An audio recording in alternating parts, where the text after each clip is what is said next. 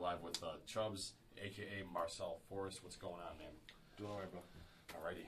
So he's going to kind of go through a bit and break down what it is that he does. So really, really quick for people that maybe haven't seen the other video, why don't you tell them really, really quick what it is that you do? Well, I'm a producer. I produce different genres of music, and what I decided to do, thanks to Jimmy and Art, is to bring my laptop and MIDI keyboard, which I probably won't use that much, to show what it is I use to make music. And so if you was following the other show or the other segment, you'll be able to go on my website and hear the music. That's the result of what I'm doing here. And really, really quick, what is your website, really quick, for those tuning in? The website is lakestreetdetour.com. It's Lake, L-A-K-E, STDETOUR.com. Right on, excellent. So, why don't you kind of just start things off for us here? Then, how are you going to plan on kind of showing us what it is that you do? Well, I'm going to take one beat that I already did that you guys played on the show earlier, which is the subtle style. Subtle style, okay. That particular genre of music, I'm going to break that down. Okay. You know? And so to come up with that actual beat, since I listen to a lot of jazz, what I'll do is I'll open my virtual DJ program. That's just first. That's for the mood, you know. And I'll load in. As you can see, I got 4 decks up here. Well, most of the time I get to deck 2. I already know what I want to do. Sure. So if you just look at this deck here, per se, it's already have a song loaded up. It's a Miles Davis track. And basically I'm just going to press play, and this is usually what I do. That's kind of loud. You know, so that'll play, and I'll be in the zone thinking about, like, okay, occasionally I'll just hit the loop button every now and again, you know, just to see how a certain section sounds between the loops, you know. See, let this loop back. You know what I'm saying? But then, for this song, for the purposes of the video, to make time a little faster, what I'm going to do is I'm going to go to a section I already looped out, and I'm just going to let that play. And then I'm going to go to a different program, which is Reasons, to see how that would sound over a classic hip-hop beat. Okay? So I'll play that. See the part there? Oh, no, okay, I'll keep that going. And then what I do is I'll close that down, pull up with Reasons, which is this program here. I already have a drum pattern there. And so what I'll do is I'll hit that on the, you know, just 1, 2, 3, 4, 1, 2, 3, 4, 1. Right on. Nice. You know what I'm saying? Yeah. So now, after that's going, what I'll think of is, okay, all right, that sounds kind of fly. Yeah. So then I'll pull up my Mixcraft program, which is this program here. Okay. Now this is the way Mixcraft looks after I've already done the beat. But if we was to clear it out, it looks like this. Okay? No nothing. I'll go down to my project speed, and if this one is playing at 87.9 beats a minute, I'll type that in as my project speed. Now, then I'll open up the sound card. See that jump in there? I can just record it. And then so what's going on right now is just being recorded right here. Yeah, it's just recording the loop. But for purpose of the show, I'm just doing it the quick way. Sure. Okay? So, okay, I already looped that for 4 bars, right? Now I'll go back into the other one. And stop that. Okay? Then I'll go into my virtual DJ. Stop that. Okay? Boom, break that down. Go back to Mixcraft. There we have that loop, right? You know, I transfer it over to this program. See, the cool thing about Mixcraft is that this program, first of all, is inexpensive. So if anybody's thinking about getting started into making beats, but they want to have a multi-track sequencer to record what they're doing, go with Mixcraft. Mixcraft. Yes, and there's a Mixcraft 6 out right now, but that one's about $150, which isn't expensive compared to other programs. But the difference between Mixcraft 6 and Mixcraft 5 is that they only have one new feature. So why are you gonna pay like $75 more for one feature? Yeah. You know, that you may not necessarily use. Totally. You just want a recording base. You know, you want somewhere to start where you can master and edit your songs, which is what Mixcraft is good for. Right. Because it has plenty of VSTs, it has plenty of plugins that you can use to do that. Now, outside of that, that's where the keyboard comes in because I go back to Reasons. Reasons is good for just like that pure quality sound, you know. And so I'll load up. Let's just say I'll load up a synthesizer into this rack, okay. And once I get into this rack, what I'll do is I'll load in the bass sound. Okay. Okay. And I'll play the bass sound from here. Okay. And then you'll put it over that. I'll put it over this track here. Sure. So that might be a fast tutorial of what I do, but it's more involved in that. Like I keep saying, for purposes of the show, I just want to show you how I get down because once you hear the music, I'm only working with 3 programs here. Virtual DJ is what I just put on when I just grab my glass or whatever it is I'm drinking on. Sure, right? sure. And water, then, whatever. yeah, exactly, water. And then I'll put 4 different random jazz tracks inside of the decks, and I'll just listen to them. I'll just sit back, drink my water, right. And I'll listen to them. But then something will happen in the song that caught my attention, and I'll hit the loop button to see what it sounds like. Once it sounds like when it loop, because you can't loop anything. Right. If he's doing a nice little riff on a horn, then all of a sudden it goes like back to the regular instruments, and then that riff comes back in. That won't sound right. You have to catch them like I just did right there. With you don't know where it stops. You don't know where it starts. Exactly. So that loop was tight. I'll hear something like that, and I'll stop it on one deck. Then I'll grab another song, and I'll listen for what's missing. Okay, I got horns on this one. Maybe I want a piano riff. Maybe I want a xylophone.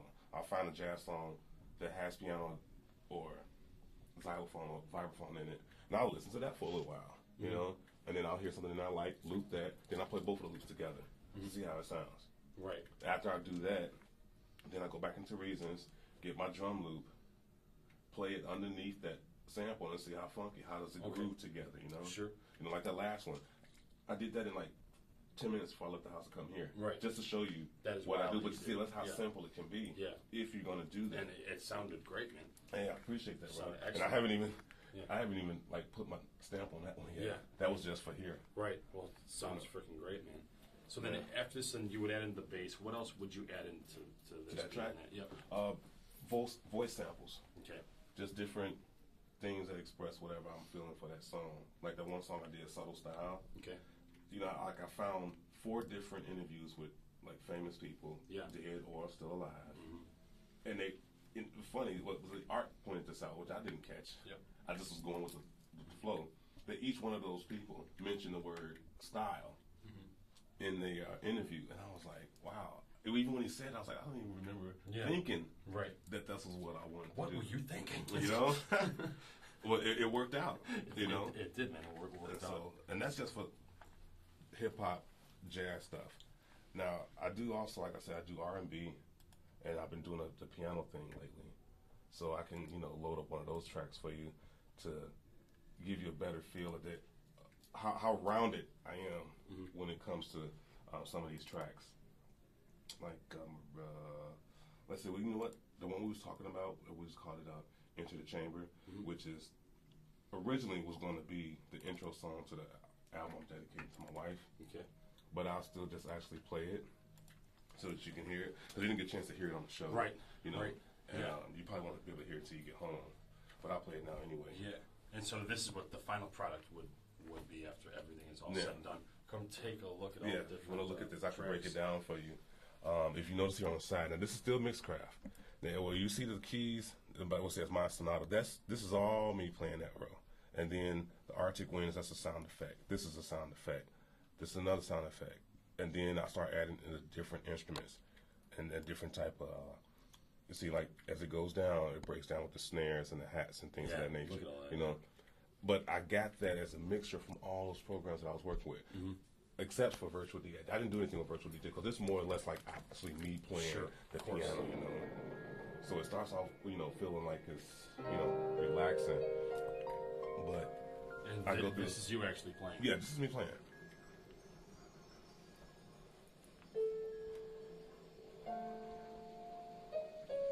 Go to that classical thing. Yeah. But making beats isn't hard. It's just about dedication. Yeah. What it is you're looking for that you really want to do. Totally. It's really cool how you also have tracks where it's just you actually playing and you making it all. Yeah, that's what I It's want to got do. this really good ear for everything. It's awesome.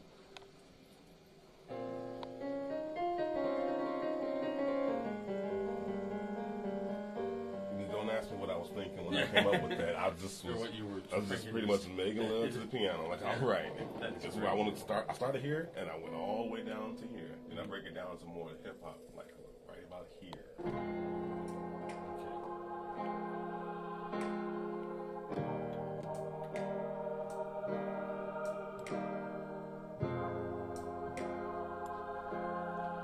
It's starting to liven up a little bit slowly. You know, I was feeling something when I was playing, but I don't know.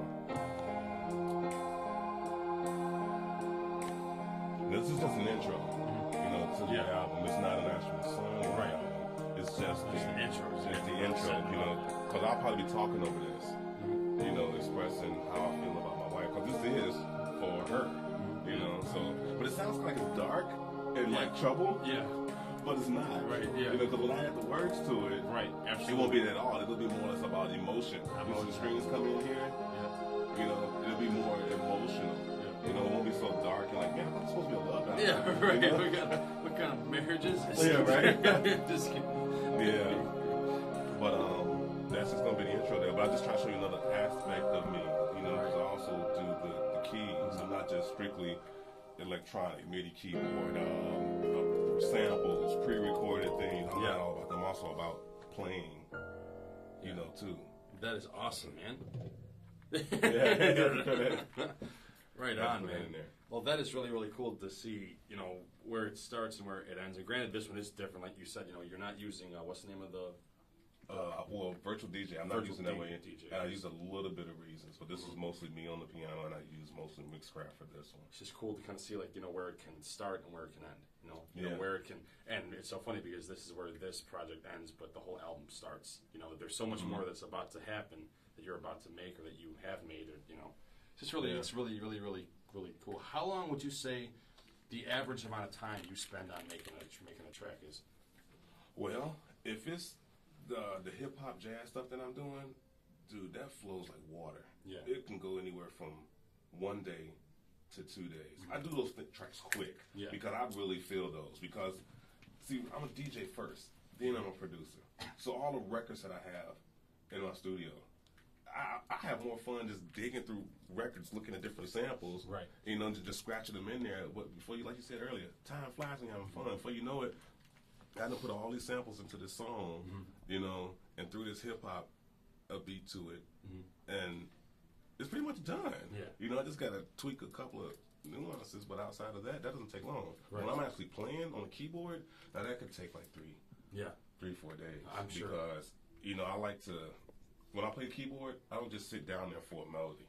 I sit down to what do I feel with this song. You know, you know what I'm talking about. Oh yeah, of course. You know, you just don't pick it up and, you know, play the same chord over and over again, or play something like, oh, okay, you know, that sounds good. Let's do something with that. No, you feel something at that particular moment. You know? That you're absolutely right. I guess one of the last questions that I have for you is, like, are you one of the kind of people the kind of artists that will work on something until it's done, or do you kind of like dabble and then go back and do something else and then come back to it, or like, you know, once you start something and you want to do something with it, you're there working on it until it's done? How does that? Oh yeah, I'm definitely like that. I think I have selective OCD, something like that, because when I start working on a project, you know, you can't force creativity, but if you wait too long, it'll be gone. You know, so I take care of it while I have it. Totally. You know, so I'll finish it. Now, the only time that I'll actually come back to a project is when I'm trying to force something. Like, I know I want to be in the studio creating something, but I don't know what. Right. And I'm in there messing around, not coming up with a funky little, you know, groove, and I'm like, okay. But I'm not really, you're not really feeling it. Yeah. I'll leave it alone, which is funny because that house track that you played today, you know how long ago I made that track? I made that track, I think, before I met you. Really? I made that track before I met you, which is over a year ago. Yeah.